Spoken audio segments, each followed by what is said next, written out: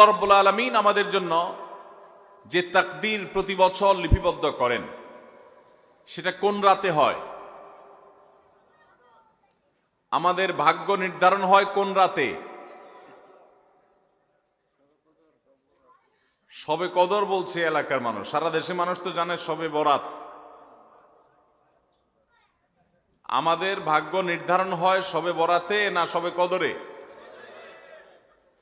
মাশাআল্লাহ, এলাকার মানুষটা সঠিকটা জানেন, বোঝা গেল। সারা দেশের মানুষ তো জানে ভাগ্য নির্ধারণ হয় শবে বরাতে। ভাইরা আমার, কোরআনে হাকিমে সূরা দুখানের 3 এবং 4 নম্বর আয়াত যদি আপনি দেখেন, আল্লাহ রাব্বুল আলামিন ইরশাদ করেছেন, ইন্না আনজালনাহু ফি লাইলাতিন মুবারাকাহ ইন্না কুন্না মুনজিলিন ফিহা ইউফরাকু কুল্লু আমরিন হাকিম। আল্লাহ বলেছেন, আমি নিশ্চয় কোরআনকে নাজিল করেছি, অবতীর্ণ করেছি একটি বরকতময় রাতে। কোন রাতে বরকত নাজিল করেছেন আল্লাহ তাআলা? বরকতময় রাতে কোরআন নাজিল করেছেন আল্লাহ বলেছেন। আর এই বরকতময় রাতটা কোন রাত? যে রাতে কোরআন নাজিল হয়েছিল শবে কদর। কোনো সন্দেহ আছে? কারণ কোরআনের আরেক আয়াত বলছে, ইন্না আনজালনাহু ফি লাইলাতিল কদর, আমি কোরআনকে নাজিল করেছি যে রাতে, সেটা হলো লাইলাতুল কদরে। তাহলে লাইলাতুল কদরে আল্লাহ কোরআন নাজিল করেছেন। আর সূরা দুখানে বলেছেন, আমি একটি বরকতময় রাতে কোরআন নাজিল করেছি। তাহলে এখানে বরকতময় রাত বলতে যে লাইলাতুল কদরকে বোঝানো হয়েছে, সেটা দিনের আলোর মতো পরিষ্কার। ঠিক কিনা বলেন?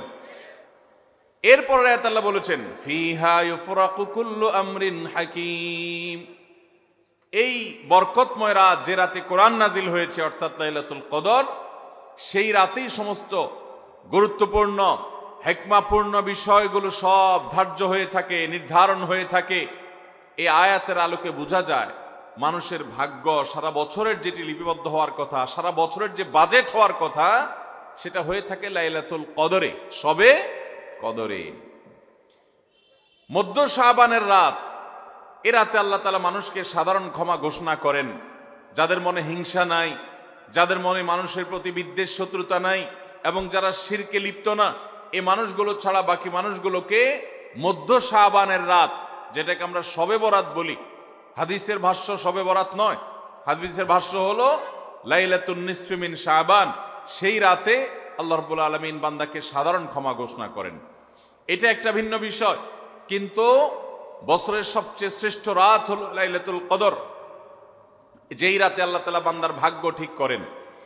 এই রাতে যে ভাগ্য আল্লাহ নির্ধারণ করে থাকেন, সেই নির্ধারণটা যেন আমাদের অনুকূলে হয়, সেই নির্ধারণটা যেন আমাদের জন্য কল্যাণকর হয়। আল্লাহ যেন আমাদের ভাগ্যে ভালো কিছু লেখেন, খারাপ কিছু যেন না লেখেন। আল্লাহ যেন তাকদীরে আমাদেরকে ভালো কিছু দেন, মন্দ কিছু থেকে বাঁচিয়ে রাখেন। সেজন্য আমরা সবাই কামনা করি কি করি না? শুধু করি তা না, শবে বরাতে যত মানুষ মসজিদে আসে আমাদের দেশে, সারা বছরের অন্য কোনো রাত দিন অন্য কোনো সময় এত মানুষ মসজিদে আসে, কারণ কি? শবে বরাতে মানুষ মসজিদে বেশি আসে কেন? কি কারণে আসে বলেন দেখি? সবচেয়ে বেশি মানুষ মসজিদে আসে কোন দিন? শবে বরাতে। কেন এই দিন বেশি আসে কেন? না একজন করে সিন্নি খাওয়ার জন্য? না, সিন্নি তো অন্য দিনও দেয়। এই রাতে বেশিরভাগ মানুষ মসজিদে যায় বা ইবাদত বন্দেগী করে যার যার মতে করে। বেশিরভাগ মানুষের ধারণা হলো যে এই রাতে ভাগ্য ঠিক হয়। যেহেতু ভাগ্য ঠিক হয়, ভাগ্য নির্ধারণ হয়, সেই জন্য এই রাতে মসজিদে যায়, ভিড় জমায়, যে একটা রাত ইবাদত বন্দেগী করে যদি ভাগ্যটা নিজের অনুকূলে লিখে নেওয়া যায়, সারা বছরের ভালো কিছু লেখাই নেওয়া যায়, তাহলে তো সারা বছর ভালো থাকা যাবে। এই জন্য ওই একটা রাত একটু বেশি ইবাদতবন্দি করার চেষ্টা করে। ঠিক না বেঠিক? ভাইরা আমার, প্রথম কথা হলো ভাগ্য নির্ধারণ এই রাতে নয়, বরং লাইলাতুল কদরে হয়। নবী করিম সাল্লাল্লাহু আলাইহি সাল্লাম ঈমানের রোকন এবং ঈমানের স্তম্ভগুলোর কথা যখন বলেছেন, সবগুলোকে একসাথে বলে শেষে আলাদা করে আবার বলেছেন, ওয়া আন তুমিনা বিল কদরি খাইরিহি ওয়া শাররিহি, অর্থাৎ আল্লাহ, ফেরেশতা, নবী রাসূলগণ, আখিরাত অন্যান্য বিষয়ের প্রতি ঈমান আনার পাশাপাশি, আসমানি কিতাবগুলো সব বিভিন্ন বিষয়ের প্রতি ঈমান আনার পাশাপাশি বিশেষভাবে ঈমান আনতে হবে তাকদীরের প্রতি, অর্থাৎ আমাদের জীবনে যা কিছু হয় কিংবা হবে এই সব কিছু আল্লাহর নির্ধারণ এবং আল্লাহর তাকদীরের আলোকেই হবে। আল্লাহ যদি আগে থেকে নির্ধারণ করেই থাকেন তাহলে আর আমাদের আমল করার দরকার কি?